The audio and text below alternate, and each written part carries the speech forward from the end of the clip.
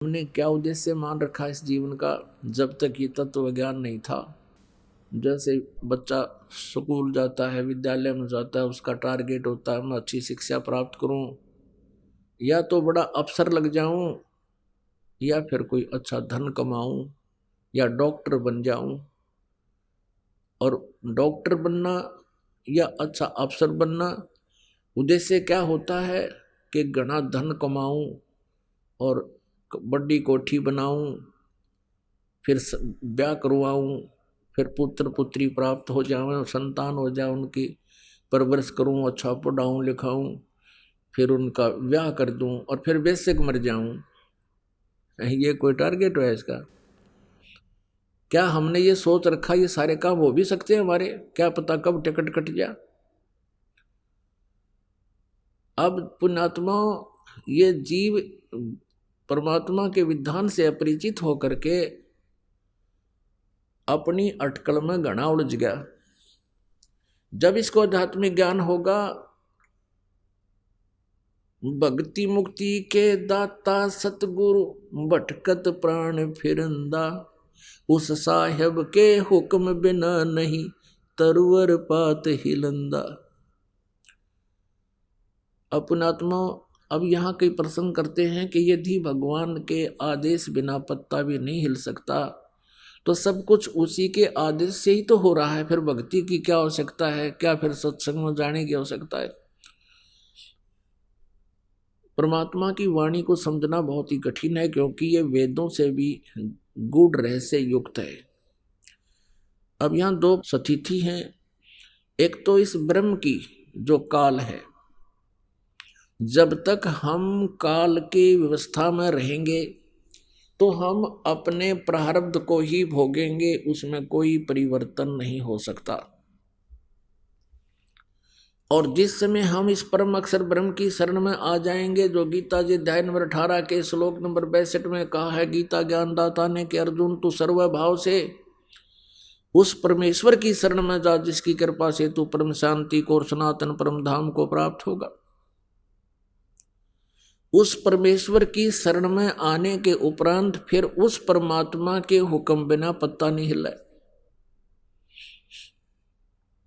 लेकिन उस परमात्मा से लाभ लेने के लिए हमने जो मर्यादा है वो हमारी प्रॉपरली बनी रहे। उन मर्यादाओं के टूट जाने से तो फिर काल के हुक्म बिना पत्ता नहीं हिला। उसने जो करना है वो करना ही है।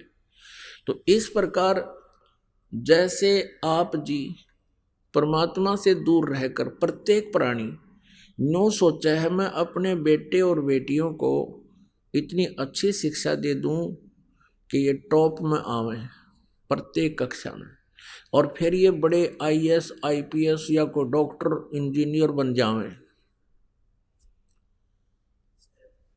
पुण्यात्मा सभी इसी उद्देश्य से अपने बच्चों को शिक्षा दिलाते हैं।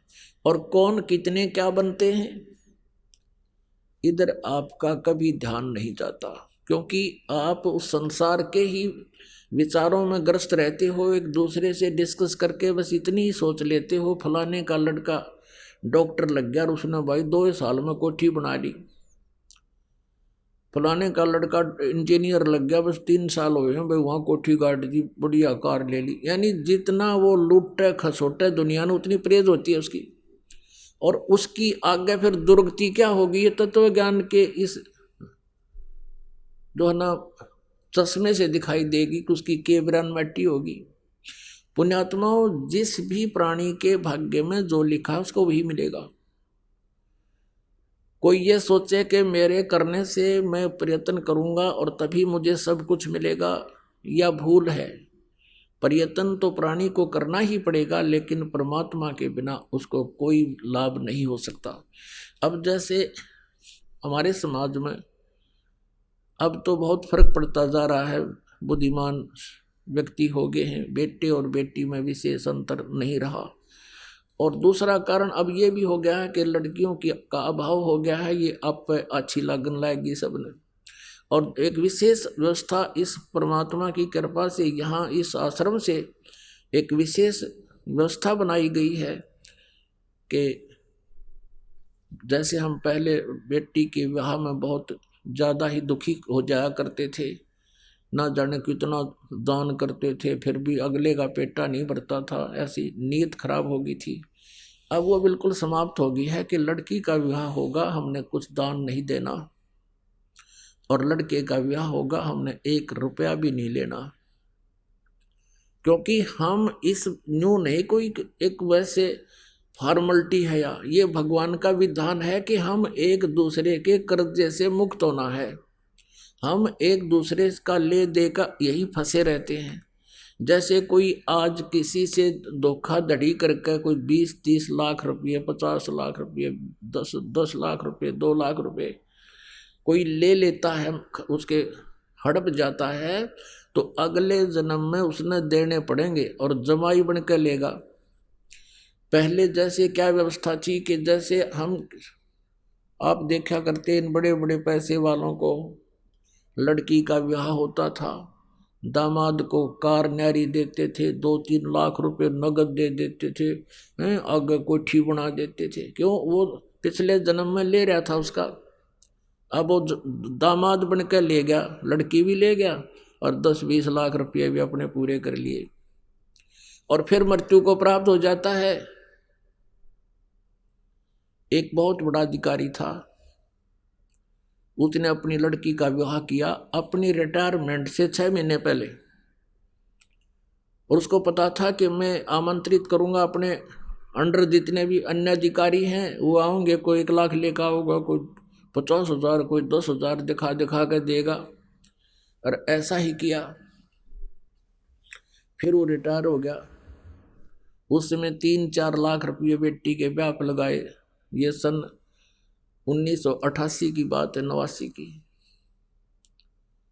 उसमें 3-4 लाख तो आज के 30-40 लाख समझो। अब लड़की का विवाह कर दिया, 3-4 लाख रुपए लगाए, और कर्मचारी अधिकारी कोई 2,000, कोई 10,000, कन्यादान को 20,000, कोई 50,000। और फिर क्या हुआ? उस विवाह के 6 महीने के बाद उसको तलाक दे दिया उसके पति ने।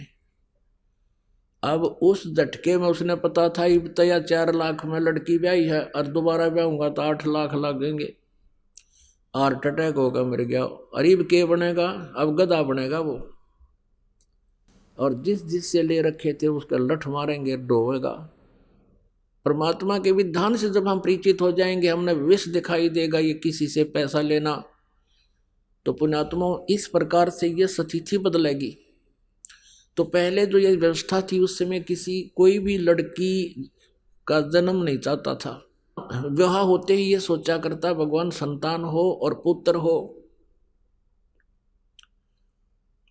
अब वो चाह रहा था कि पुत्र हो, लेकिन पुत्री का को जन्म हुआ। फिर दूसरी बार देखा, हे भगवान अब के तो दया करे परमात्मा, पुत्र हो, और वह भी पुत्री होगी। अब तीसरी बार जब गर्भ रहा उसकी पत्नी को, परिवार को भी यही आशा हुई कि हे भगवान पुत्र हो, और वो भी पुत्री होगी, और चौथी भी पुत्री होगी, 5वीं भी बेटी होगी। अब क्या मनुष्य का चाहा हुआ, क्या मनुष्य का किया हुआ? वही हुआ जो उसके मस्तिष्क में पहले लिखा हुआ था। तो यहां अगर कोई ये सोचे तो इसको कहते हैं उस साहेब के हुक्म बिना नी तरवर पाथ हिलंदा। तो पुण्यात्मा, जब हम इस आध्यात्मिक ज्ञान से परिचित हो जाएंगे, फिर हमारी 90% बकवाद हट जाएंगी।